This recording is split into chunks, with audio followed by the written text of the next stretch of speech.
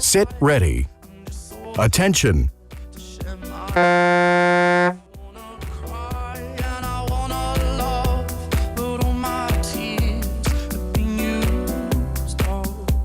Ja start on kenasti antud, esimene individuaalne finaalsõit on käima läinud, siinkohal hea meel tervitada ka neid häid spordisõpru, kes meie tegemisi siin Tallinna spordihallis jälgivad otseülekandes Delfi TV vahendusel. Tänane võistlusprogramm kestab kuni 6:30 või õigemini 6:30 toimub siis tänase päeva viimane finaalsõit, mis on meeste absoluutkategooria sõit ja seal siis meie enda paremad kõik kaasa tegemas, aga nüüd keskendume parasõudmisele.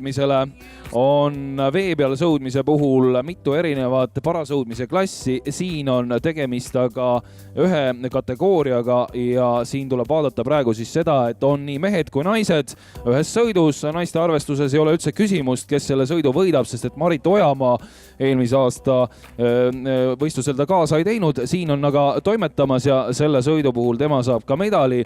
Meeste puhul aga, nii nagu arvata võis, on Ergo Mets, Pärnus sündinud spordimees, liikumas oma teed ja tema siis masinal number 5 sõuab, on saavutanud ka rahvusvahelistel võistlusel kõrgeid kohti.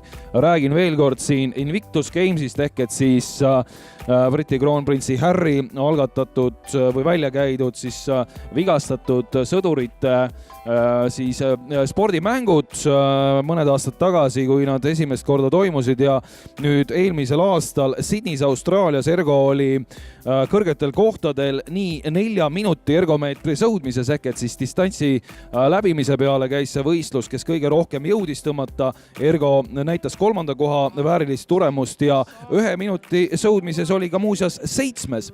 Nii et tema jah minemas oma teed, aga loomulikult nimi, kes ka paljudele tuttav, Agor Tettermann, kes hetkel liigub teisel positsioonil. Ergo Metsale küll kaotust juba üle 30 meetri, aga Agor on 2018 ja 2017 aasta Pärnumaa parim invasportlane, on tituleeritud mehega tegemist ja Pärnu sõudeklubis treener Ingrid Võsuvalda treenimas on.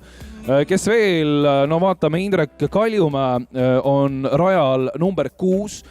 Tema siis on hetkel jäänud Ergo Metsast rohkem kui 40 meetrit tahapoole ja Indrek eelmise aasta 3, nii et tõenäoliselt kordab oma mullust edu siis pronksmedaliga või hoopis tõuseb hõbemedali peale praegu ja siin ongi näha, kuidas on see juhtunud ja Agor Tettermann on nüüd oma teise positsiooni just Indrek Kaljumäele, mullusele 3. mehele loovutanud ja oma teed täiesti omapäi liigub seal praegu Ergo Mets, kes masinal number 5 näitab väga ilusat etteastet ja päästev lõpujoon on ka kohe vastu tulemas. No 50 meetrit on jäänud nüüd sõuda ja kohe ka siis saame selle lõpuresultaadi ja õnnitleme siinkohal korraldajate ja loomulikult publiku poolt ka. Publik teeb aplausi 3:24,6.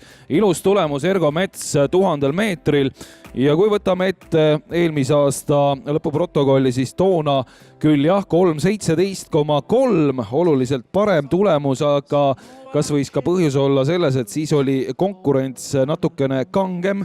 Emil Hiiesalu, vigastatud võitlejate ühingu liige ehk et siis tema Ergo Metsa klubikaaslane või ühingukaaslane 3:18,5, nii et siis vaid sekundite mäng käis, kes selle kulla võidab, aga täna siis Ergo Mets jällegi kordab oma mullust edu. Indrek Kaljumäe, mullune 3. koht on vahetatud teise vastu, palju õnne, 3:39,4 ja suurepärane etteastega Agor Tettermanni poolt 3:49,9.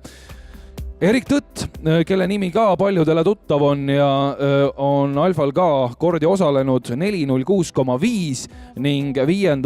Hardi Pais 4:23,3.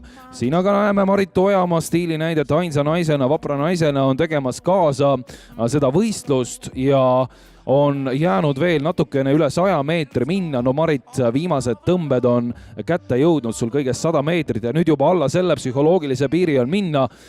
Igal juhul saad endale kaela väga uhke medali ja Marit Ojamaa on siis tegemas viimaseid tõmbeid ja tema näol tegemist Türi sõudespinningu esindajaga ja Türil on sõudespinning moes ehk et tegemist on ergomeetri sõudmise rühmatreeningutega ja sõudespinning.ee, kes soovib ühineda, siis sealt saate ka informatsiooni.